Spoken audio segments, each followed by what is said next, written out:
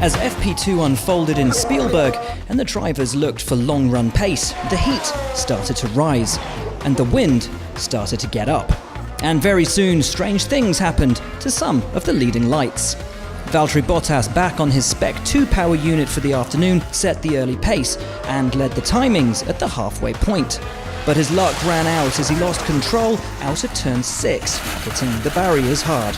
The Finn wasn't the only victim. Red Bull's Max Verstappen was unhappy with the windy conditions from the outset. It feels super windy on the straights. I'm literally going left to right. He soon brought the session to an abrupt end at turn 10, spinning and hitting the barrier. Both Bottas and Verstappen's incidents brought out red flags, and Ferrari almost made it a hat-trick of heavy crashes for the leading teams, as turn 10 almost claimed Sebastian Vettel. But the four-time world champion just managed to pull up short of the barriers. Verstappen's teammate Pierre Gasly also went for a wander in the hills, taking on gravel, tarmac and then grass on his journey back to the circuit. Not even Lewis Hamilton was immune from the madness. He went wide at turn 10, but came out relatively unscathed. Lance Stroll was less fortunate. The Canadian had his wing clipped in the morning practice session and did it again in FP2, leaving chunks of his front wing at turn 10. Whilst his teammate hit the gravel, Charles Leclerc looked to impose himself, setting a 1 minute 5.086 on soft tyres to leave the timings.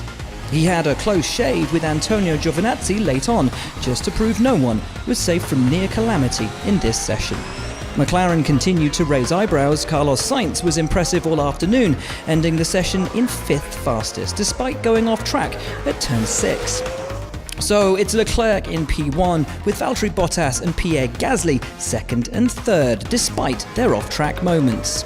Lewis Hamilton tucks in behind them in 4th. Romain Grosjean was best of the Haas drivers in 6th, ahead of Kimi Räikkönen, Sebastian Vettel and Max Verstappen.